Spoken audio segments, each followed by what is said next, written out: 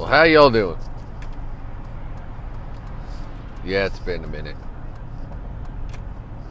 But the great thing is, being that I haven't posted anything for, good Lord, 9-10 months, means I'm either off the reservation or I'm just busy. And it's definitely the latter of the two.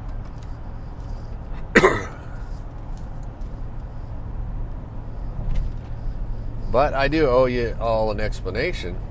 I bailed on the dump truck gig. I think in some of my previous videos I talked about going to that CDL, the Class A CDL trucking school, because I just have been out of the scene for a while other than a dump truck. And while I was there, I bought a tractor, did some bobtail loads on the load boards, and then I noticed, what's the one part of trucking that people really don't gravitate towards? It's sort of a last effort. That was flatbedding. And so that's the route I went. But the reason I transitioned from dump truck to OTR is cash flow, consistency of work, and just overall costs. Now, initial startup is more expensive, but I was damn near paying the same amount of fuel, same amount of insurance, but I was only, gosh, if I had to hit $4,000 in a week, now I only work 5 days a week, it was like I really was humping. But then I'd have to chase some money.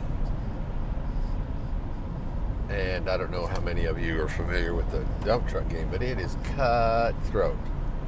Cutthroat. Everybody's trying to slice up that piece of the pie. And it just drives you crazy. Tire usage, actually, I feel like is more. Because I had a quad, which basically had 2 drop axles on it. So I had 8, 10, 12, 14 tires on the ground. And of course it had flotation steers.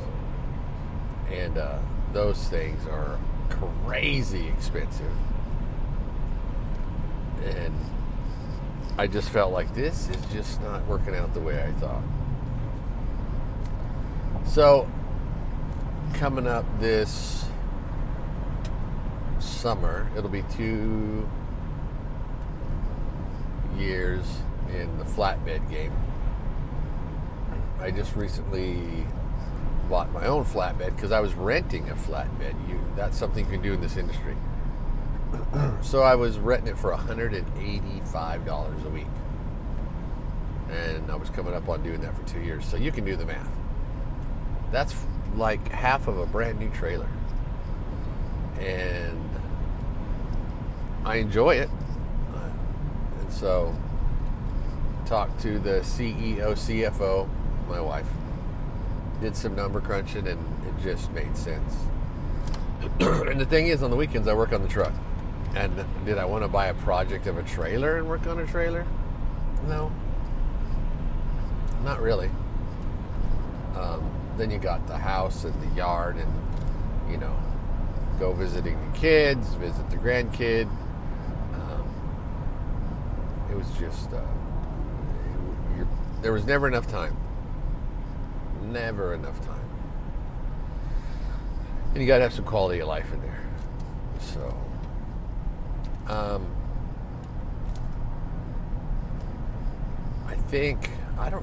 the first year I did the dump truck, I think I barely paid myself because I was just trying to survive, My wife was carrying the household gig, but we had savings too. But it was like 3 steps forward and 2 steps back all the time. It's driving crazy. So now 2 years into this, it's just a whole different. The cash flow is consistent. I get paid every Thursday. And so it's not how much you make, it's how much you keep. And seeing the revenue that I create each week, you can budget, you can manage, and it's just so less stressful. It's insane. So that's a great thing.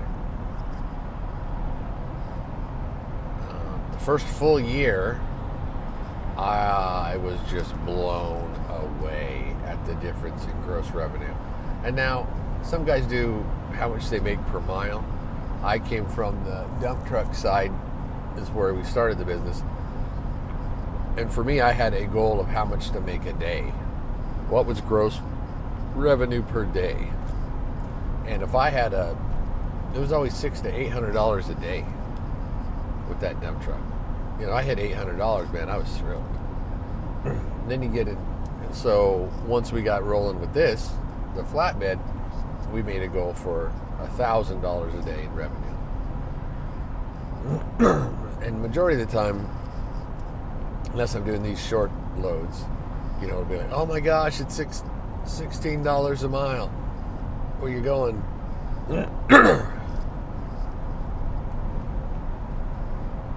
32 miles, and you're getting for, you know, $300 to $500, depending how bad they want it. But if you did 3 of those a day, it'd be great, but that doesn't exist. So like the run I'm leaving Sunday, it's a $2,100 run. Came out of Georgia going to Pennsylvania. But it's just like $296 a mile. But see, the longer runs you do, the lower rate per mile you get, because the overall pay is bigger. But that goes into the consistency, the cash flow. You do two or three of those a week, the rate per mile may be down a little bit, but the hours are down. It's like I've done 2 or 3 big runs, but I didn't actually was out in the truck away from the house. So we always just say to ourselves, you'll get good runs, you get bad runs, but it all evens out. That's just part of the game. It all evens out. But to tell you the truth, I'd never been in business or never been involved in anything. And I've definitely tried a lot of businesses and screwed a lot of them up. And I guess that helps. That's part of that learning curve, that character building process, as I tell my kids. But a one-man show, trucks paid for, minimal overhead in our house as far as debt and stuff like that. But to the business to gross over $250,000, I mean, I was blown away. Just a one-man show. And the thing is with anything, and I don't know where any of you guys are at, if you really enjoy something, the work ain't that bad. I'm tired when I come home on a Thursday or Friday. I've been running. I ran hard. I ran 500 miles home yesterday. Thank God I was loaded. I did a 3-drop in Savannah area, ran over to the other side of 95, picked up that load that I'm going to Pennsylvania with. But I'm on my way to the tire shop, get some steer tires. And I'm totally excited about getting back in that truck Sunday and heading north. Well, let me take that back. I hate going around D.C. or anywhere near that area. It's like once you get close to Richmond and cross the James River, everybody just gets stupid. I love all over the South. I was down in Albany, Georgia a couple weeks ago, cutting across South Carolina. We just got back from being in Florida for 2 weeks. Got no problem with that. But man, I don't know what it is. You get up north, and to me, once you get past Richmond, that's the north to me. It's just moron city. But That's people don't like going up there, and so that's why you get good pay. And another thing I forgot to say, I went with a broker. He has a couple dedicated contracts with lumber yards. Maybe I didn't tell you 99% of what I haul is lumber. And they'll show you, they just take 10% off the top. This is the rate, this is what we take off the top. But to have consistent pay, and you basically park the truck on the weekend, you don't think about it. My wife and I, we tried the load board game, chasing stuff and putting in packets and all that. It was like you almost had to hire another person just to chase the loads. And now, the way the market is, good God, I think it'd about get us divorced. She would be pissed having to do that all the time. And she has a full-time job. I mean, works from home, but we got a household, we got dogs, stuff like that. And don't got time to just sit there and cruise the different load boards and try to negotiate with idiot brokers. That ain't no fun. That ain't no fun. So, I feel really blessed with this outfit.